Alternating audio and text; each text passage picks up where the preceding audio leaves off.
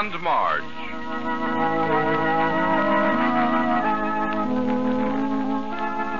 Another episode in the thrilling, true-to-life experiences of Mert and Marge, brought to you by the makers of Concentrated Super Suds in the Blue Box, the new all-purpose soap for laundry and dishes for every household use.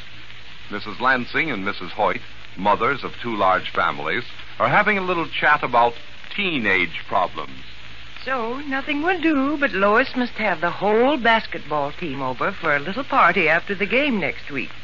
It won't be any work, Mom. That's her war cry. But honestly, the very thought of the dishes makes me weak. Well, Anna, I have my own pet way of handling the dishwashing problem. I never wipe them because I use this marvelous new all-purpose soap, Concentrated Super Suds in the Blue Box. It cuts the grease in a jiffy. Just give the dishes a hot rinse and they'll drain dry. And they sparkle, too. Well, Bessie, that certainly sounds good to me. Oh, Concentrated Super Suds makes entertaining much easier. All those table linens, for instance. I just whisk up a good suds and drop them into the washer. Concentrated Super Suds have plenty of life and body, you know. They soak out the dirt without any scrubbing. I've always noticed how snowy white your tablecloths look, Bessie. Well, now you know why. And colors come out fresh and pretty, too. Here's another comforting thought. Concentrated Super Suds in the Blue Box removes most germs doctors warn are in all soiled clothes. Germs which, if not removed, may spread sickness. You know, with all the company the kids have in winter, it's good to know that your clothes and dishes are really clean. Hospital clean. And now, let's see what's happening to Mert and Marge. Today, Mert and Marge are looking forward to another year, and for the benefit of our new holiday audience, we'd like to give a brief review of the highlights in the life of Mert and Marge. The two girls, you know, are mother and daughter, although you'd never know by looking at Mert that she was old enough to have a grown-up daughter. Since the day that Mert, an experienced trooper, helped the 16-year-old Marge to land her first job in the chorus, the two have known the ups and downs of theatrical life. Today, at 38, Mert is the widow of Francis Hayfield, the noted theatrical producer who died last year. Marge, at 22, is the wife of Jack Arnold, the lawyer, and the mother of 2-year-old baby Midgie. After varied experiences in Hollywood and the Midwest, our friends have returned to New York City, where Jack Arnold has accepted the post of Chief Assistant to District Attorney Dunham, and where Mert and Marge hope to reopen the old Hayfields Theater with a production of a new play by Henri Dufay. Jack Arnold has already started a secret investigation of a new racket and has been helped by Marge's old friend, Rex Marvin, a motion picture director who is vacationing in New York. A few days ago, Rex was seized by the racketeers and escaped only after being severely beaten. He's identified one member of the gang from a rogues gallery photograph, and today as our episode opens, we find Jack Arnold and Rex Marvin conferring with District Attorney Dunham. I asked you to come down here, Marvin, because Jack tells me that in spite of your injuries, you're planning to leave for the coast in a few days. That's right, Mr. Dunham. You can't possibly hold off your departure for a week? Plutarch Pictures have based the whole 1938 schedule on my being there next week. I see. The point is, if we do pick up this gangster, you're the only one who can identify him as the man who forced you into his car. Yes, I know that, but I've got to think of my future, too. You see, Dunham, Rex is starting work under a new contract, and it means a lot to him. Since the police haven't been able to find this man Gimpy yet, I don't think we can ask Rex to hang around here indefinitely, waiting. No, I suppose we can't, Jack.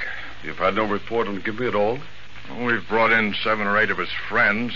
Every one of them says the same thing. He was around town until the night you were kidnapped and hasn't been seen since. Don't you think, Dunham, that if Rex gives us an affidavit identifying the rogues gallery picture as being the man who kidnapped him, the grand jury would accept it?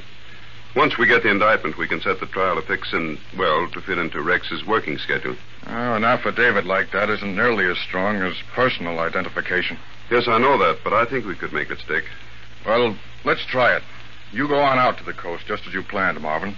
But hold yourself ready to come back here if we need you, will you? I'll do my best, Mr. Dunham. How you expect to direct a picture with your arm in a sling, I don't see.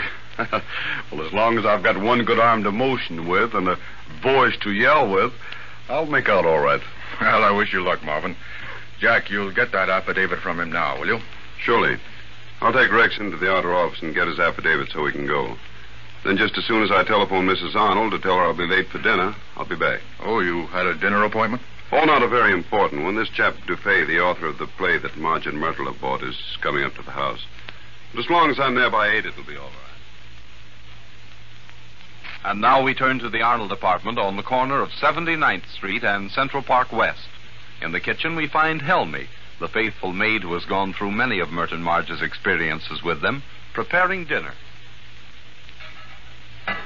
Jingle bells, jingle all the way. Old Saint Nick, he came down prick, but now he's gone away. Oh, jingle bells, jingle... Oh, well, that was a close one. Yeah, I will have all the string beans on the floor in a minute if I don't be more careful. Come back up here, Beans, yeah. Jingle beans, jingle all the way. Oh, well, Helmy, you sound happy. Oh, I am, Miss Margie. I wasn't yelling too loud, was I? No, not at all. How's the dinner coming? Well, it's coming. It will be ready on time. Well, can you hold it back just a little? Mr. Arnold just phoned, and he'll be a few minutes late. Oh, sure, I can hold back on it.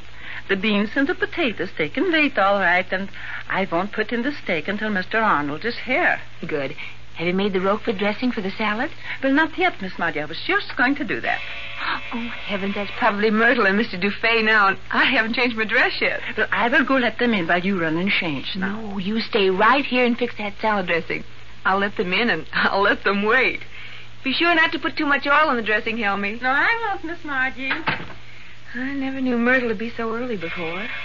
All right. I can't fly, you know. Oh, Marge, you're here.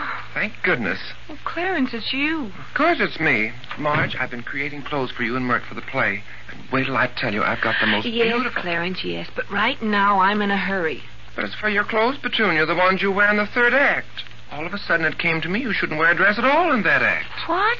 Not wear a dress? No, not under any circumstances. It would be completely wrong. You'll wear a tailored street suit. Clarence, please. I honestly haven't got time to talk about it now. Probably you're right. Probably you're very right. But it'll have to wait until tomorrow. But it's such a nice idea. Yes, Clarence, your ideas about clothes are always nice. But Myrtle and Mr. Dufay are coming to dinner. Now I'm going to dress. Drop by tomorrow morning and I'll listen to your ideas about the tailored suit. Is Helmy in the kitchen? Yes, Clarence, naturally. She's getting dinner. Go on out and say hello if you want to. Thanks, Petunia. I think I will. I wish I knew what it is. I always get my best ideas just when everybody else is too busy to listen to them. Jingle all the way. Oh, what fun it is. Oh, hello, Clarence. Happy as a little lark tonight, aren't you, Helmy? Might I ask why? Why? Oh, I don't know, Clarence.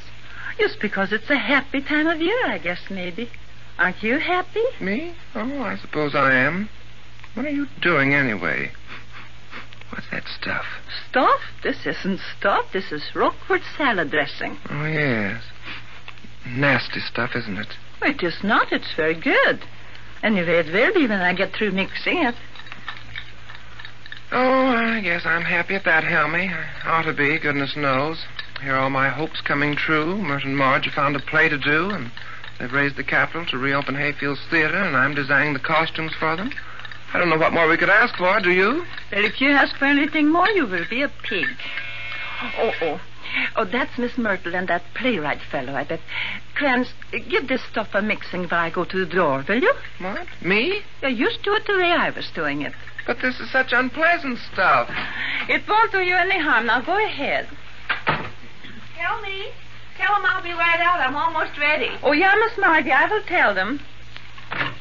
Hello, Helmy. Oh, good evening, Miss Myrtle. Good evening. Oh, good evening, Mr. Dufay. May I take your things? Thank you. I'll just leave my coat on the chair here, Helmy.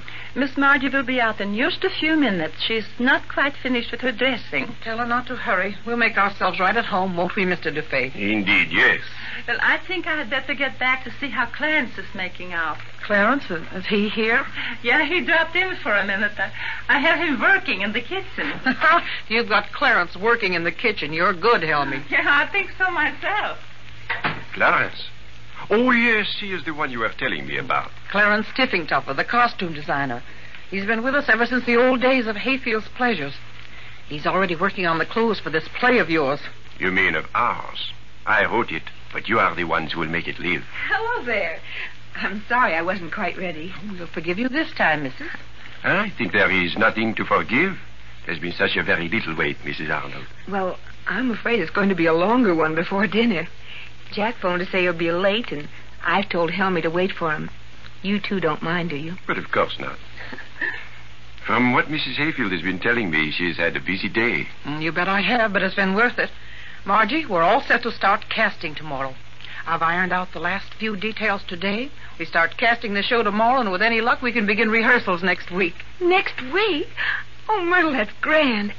Did you get Max Winters? I sure did. He's signed, sealed, and delivered. And from now on, all the business worries are on his shoulders. Except the ones that you'll keep on carrying anyhow. No, sir. I'm going to let him do all the worrying. Oh, that reminds me. I want to see Clarence for a minute. Max wanted to talk to him about that first act gown he sketched. I'll be back in a minute. Oh, I'd like to see Myrtle dump her worries on anybody else's shoulders.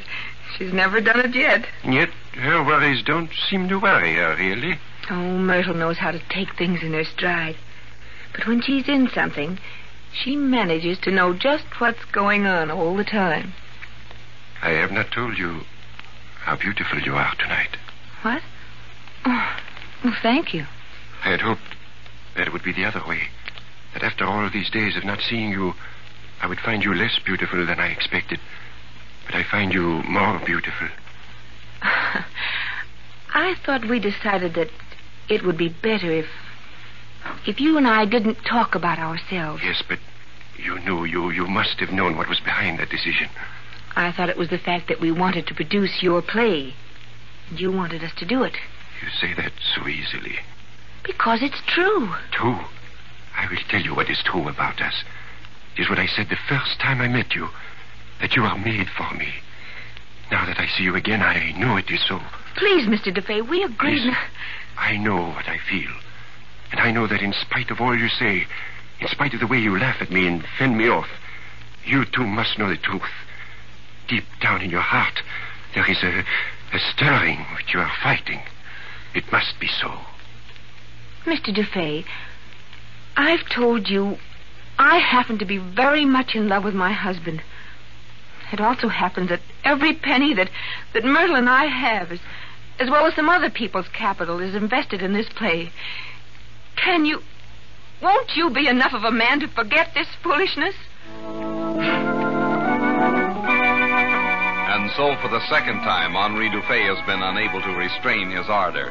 Will he listen to Marge's plea, or will he continue his unwelcome attentions? What would Jack say if he knew about it? And with the gangster Gimpy apparently hiding out, what will be Jack's next move in his search for Rex's assailants? Maybe we'll find out tomorrow. As you watch your small son trudge off to school, do you sometimes ask yourself, am I doing everything in my power to keep him well and happy? I wonder, with all the other things you do for him, if you guard him against the dangerous germs doctors warn are in all soiled clothes, germs which, unless removed, may spread sickness. Protect your family. Remove most germs as well as the dirt. Use the new soap, Concentrated Super Suds, in the blue box. This remarkable new household soap will make wash days much easier for you, too. It contains a special water softener so that even in hard water, masses of foamy suds pile up. Quick-action suds that soak out the dirt without a bit of tiring scrubbing. Women everywhere are enthusiastic about Concentrated Super Suds. They say their wash is sweeter smelling, immaculate, and goes on the line much sooner. They say white things are really snowy, and colors have a new freshness. Concentrated Super Suds has won the approval of Good Housekeeping Institute. You can trust it to be absolutely safe for fabrics and gentle to your hands. Make your wash days easy with this new all-purpose soap. And protect your children by removing germs as well as dirt. Get clothes and dishes really clean, hospital clean. Use concentrated Super Suds in the blue box.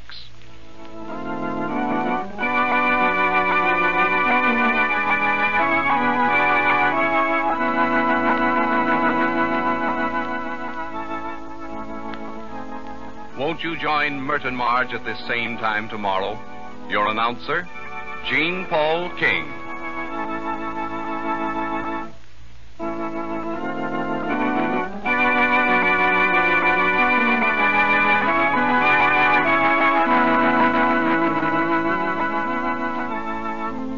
This is the Columbia Broadcasting System.